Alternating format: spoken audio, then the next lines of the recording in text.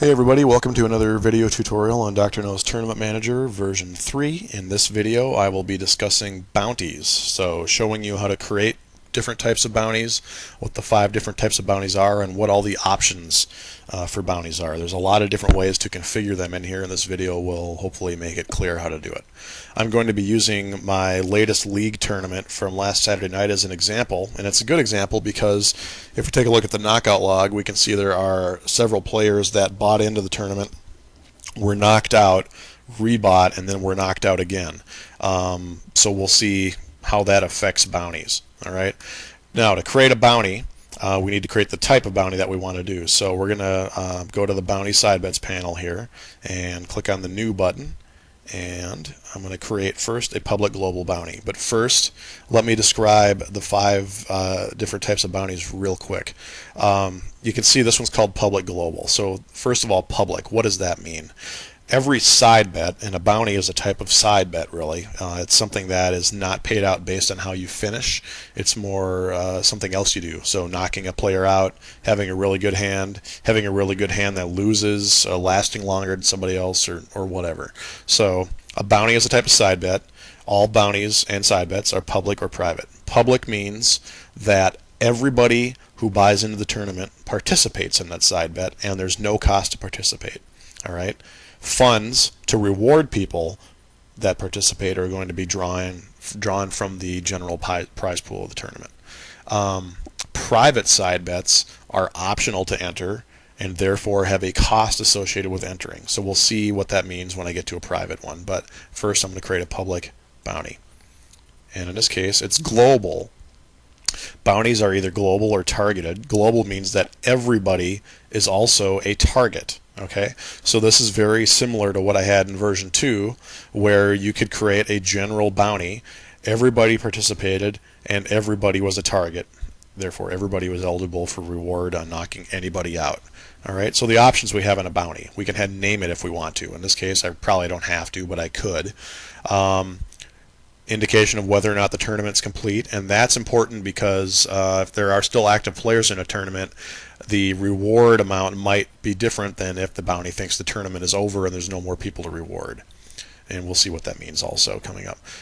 Releasing payouts to players. You might have certain side bets or bounties where you don't want the players to think they're getting money or a certain amount, they're about to leave, and then something changes. Maybe more players are knocked out or there's a better hand or whatever, and now somebody else gets a reward and this person gets a different reward. You can delay rewarding players until the tournament's over if you want to. Let's just leave that as it is for now. All right. So every side bet, every bounty has money flowing into it from somewhere. It's either going to be, if it's a private one, people have purchased entry into it, in which case this is not going on here. This is a public one. Therefore, there's money coming from the prize pool. This little sub-panel down here specifies that we get so much from purchases, so much from the prize pool to make up the total fund for this bounty. Right now, the whole thing is 0 because even though I have participants, I haven't really said what the reward amount is going to be. So let's make that $10. And now we can see that the prize pool for this bounty is $200. Okay, and that's because we had a reward of $10 per knockout, and it's determined that there will be 20 knockouts that qualify for this bounty. Okay, so 10 times 20 is 200. Pretty simple. Now, what's a qualifying knockout? Down on the bottom, we see the list of all the knockout records in the tournament that make sense for this bounty. And that's going to be every bounty, or every elimination, sorry, where the player that was knocked out is one of the targets on the bounty, and the player who knocked them out is one of their participants. In this case, it's a public global bounty, so every single knockout in the tournament is showing up here. I have 2 other options now for every bounty. I can say, which eliminations am I going to pay? I'm paying every single elimination, whether it was first, last, second, third, whatever. I can change that to only pay first, so maybe I'm going to say, nope, you only get credit for the first time someone's knocked out. If they rebuy and you knock them out again, it doesn't matter. It's the first person who knocked them out, or the last one. Only the person who eventually finally knocks them out for good, so they don't want to play anymore, gets rewarded. Typically, I do all. I'll leave it at that. And then finally, self-reward. In the case of a public global bounty, that means the person who wins the tournament wasn't knocked out by anybody, or at least their last elimination didn't happen because they won. Should they get credit for that or not? Let's say they do get credit. Qualifying knockouts jumps up from 20 to 21, and we see the reward, in this case to Brian because he won the tournament, changes if I toggle this. All right, you see that self column? That's an indication of players that are getting self-credit on the bounty. And we'll see other types of bounties where multiple players might be getting self-credit. Really, self-credit means do we reward people when they are both a participant and a target, and they're not knocked out by one of the other participants? Should they get credit for that, or shouldn't they? All right. So now we've got our bounty created, and we can see exactly who participates, how many hits they got, did they get self-credit, and what their reward is. Okay, let's close this one down. Let's create another type of bounty, which is the other type of bounty that was in version 2. Here I'm calling it a public targeted. So public, again, means that everyone participates automatically. I can't decide who participates, but it's only on certain people. So let's say this is a bounty on the Daves.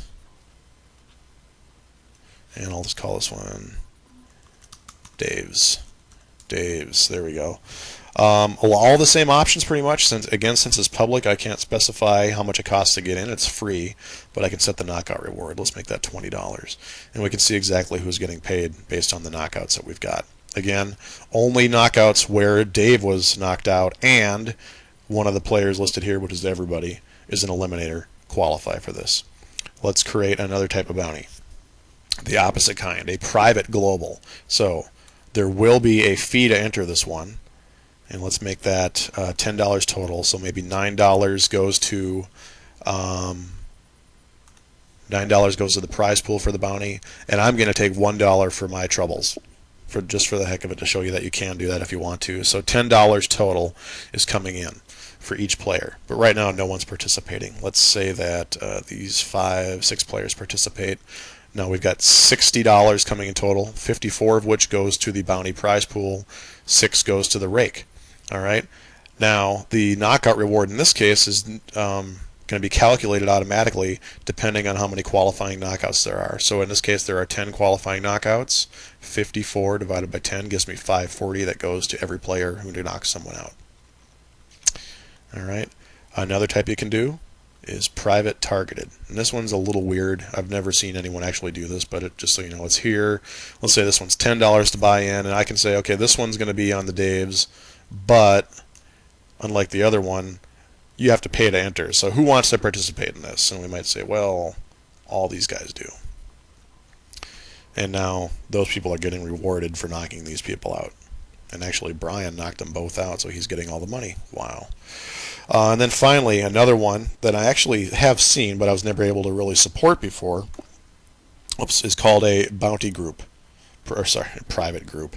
And in this one, the participants are the targets. So anybody I add as a participant is also going to be a target, and they get rewards for knocking each other out, and nobody else gets rewards for knocking them out, and they don't get rewards for knocking anybody else out, if that makes sense. So that's how you create that one. Those are the different types of bounties.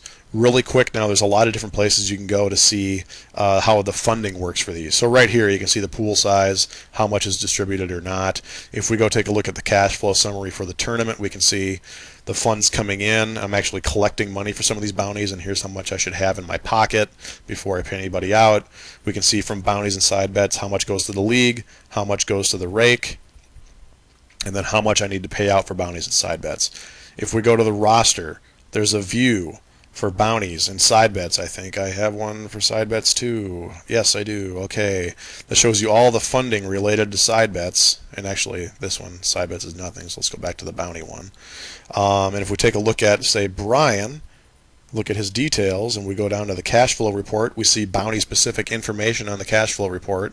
And if we look at his tournament data and scroll down here, we can see all of the side bets in which he participates, how much it costs for him to enter, and how much he gets back from all those. By the way, as far as your league scoring or your scoring formulas, these are all different fields you can use in your scoring formulas. So if you don't want to take into account bounty and side bet revenue, just normal payout pool revenue, you can do that, or you can include it all if you want. So that's how you create bounties and work with them. I'll have another video on side bets.